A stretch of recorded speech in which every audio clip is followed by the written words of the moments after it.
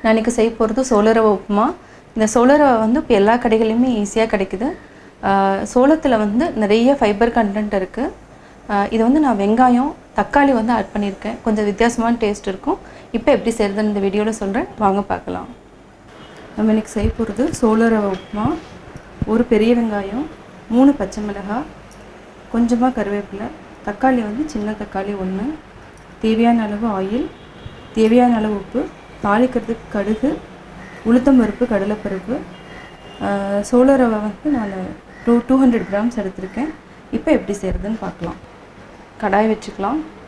இப்போது ஆயில் ஊற்றிக்கலாம்.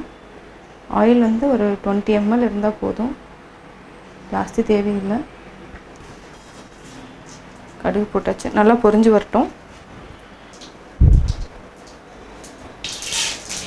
கடலைப்பருப்பு, உளுத்தம்பருப்பு ரெண்டுமே போட்டேன். இப்போ சிம்மில் வச்சுக்கலாம். தக்காளி வந்து உங்களுக்கு தேவைன்னா போட்டுக்கோங்க, ஆப்ஷனல் தான். இது வந்து 1 கப்புக்கு ரவை வந்து நான் 2 கப் எடுத்திருக்கேன். 1 கப்புக்கு வந்து 2 டம்ளர் தண்ணி ஊற்றணும்.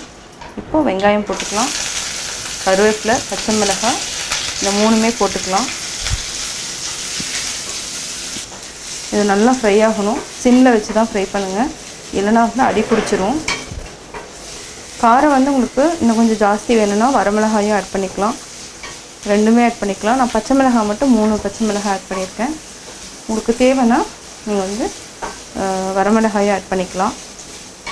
கார்னில் வந்து உங்களுக்கு நிறைய ஃபைபர் கண்டென்ட் இருக்குது. குழந்தைங்களுக்கு வந்து உப்புமாவோ இந்த மாதிரி செஞ்சு கொடுங்க அடிக்கடி. இப்போது நல்லா ஃப்ரை ஆகிடுச்சு, வெங்காயம் ஃப்ரை ஆகிடுச்சு. இப்போ வந்து நம்ம தக்காளியும் போட்டுக்கலாம்.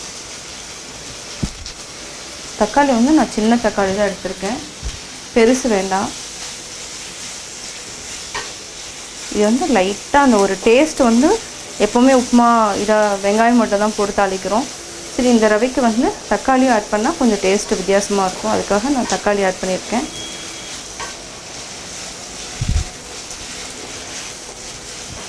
இது நல்லா ஃப்ரை ஆகட்டும். ஒரு 2 to 3 மினிட்ஸ் வந்து நல்லா ஃப்ரை பண்ணிக்கலாம். ஃப்ரை பண்ணிட்டுனா 1 கப்புக்கு வந்து 2 டம்ளர் தண்ணி, நான் வந்து 2 கப் எடுத்திருக்கேன், அதனால் 2 டம்ளர் தண்ணி ஊற்றணும். நல்லா ஃப்ரை பண்ணிக்கோங்க தக்காளி.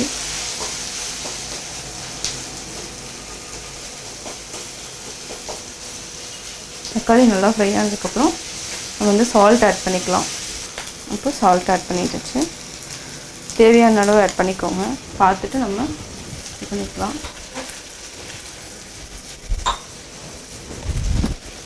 இதையும் நல்லா மிக்ஸ் பண்ணி விட்டுட்டு நம்ம 2 கப் ரவை போட்டிருக்குறோம். இப்போ மெஷர்மெண்ட்டு 5 கப் தண்ணி ஊற்றலாம். 1 2 3 4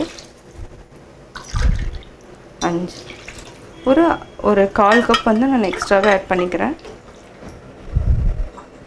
இது நல்லா கொதிக்க வச்சுட்டு நம்ம அதுக்கப்புறம் ரவை போட்டுக்கலாம். இதுக்கு முன்னாடி நீங்கள் சால்ட் எவ்வளோ தேவையோ அவ்வளோ செக் பண்ணிக்கோங்க. ஏன்னா போட்டதுக்கப்புறம் நம்ம ரவை போட்டதுக்கப்புறம் சால்ட் போட்டோன்னா அது மிக்ஸ் ஆகாது, நல்லா மிக்ஸ் ஆகாது. அதனால் இந்த தண்ணி இதுலேயே நம்ம செக் பண்ணிக்கணும். இப்போ தண்ணி நல்லா கொதிக்கட்டும். தண்ணி நல்லா கொதிச்சதுக்கப்புறம் நம்ம இப்போ ரவை போடலாம். சோளம் வந்து ரொம்ப உடம்புக்கு நல்லது, ஃபைபர் நிறையா இருக்கிறதுனால அடிக்கடி வந்து குழந்தைங்களுக்கு நம்ம கொடுக்கலாம். இதில் வந்து என்னென்னா நம்ம ரொட்டியாக கூட இதை ஊற வச்சுட்டு நம்ம தோசையாவோ ரொட்டியாவோ நம்ம செஞ்சு கொடுக்கலாம் குழந்தைங்களுக்கு. இப்போது தண்ணி கொதிச்சிருச்சு, அப்படியே மிக்ஸ் பண்ணி மெதுவாக போடுங்க, இல்லைனா வந்து கட்டி பிடிச்சிரும். நல்லா மிக்ஸ் பண்ணிகிட்டே வாங்க.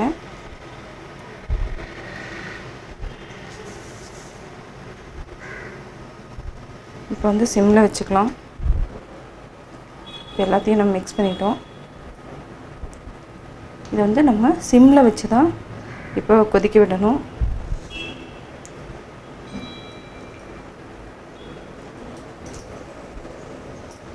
இப்போது சிம்மில் வச்சுட்டு ஒரு 5 to 10 minutes வந்து மூடி வச்சுருங்க. மூடி வச்சிடலாம். 5 minutes ஆயிடுச்சு. இப்போ நம்ம பார்க்கலாம். நல்லா வெந்துடுச்சு. இது வந்து நல்லா மிக்ஸ் பண்ணி விட்டுக்கோங்க.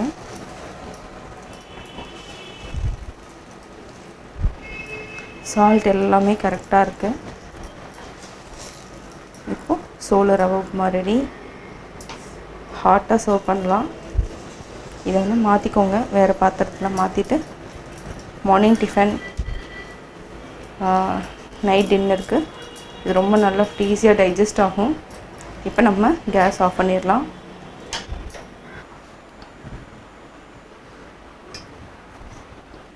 நான் சோள ரவை உப்புமா எப்படி செஞ்சேங்கிறத பார்த்தீங்க.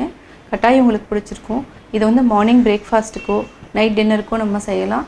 நீங்களும் வீட்டில் ட்ரை பண்ணி பார்த்துட்டு உங்களுடைய கமெண்ட்ஸ் எனக்கு சொல்லுங்கள். பிடிச்சிருந்தா லைக் பண்ணுங்கள், மறக்காமல் சப்ஸ்கிரைப் பண்ணுங்கள்.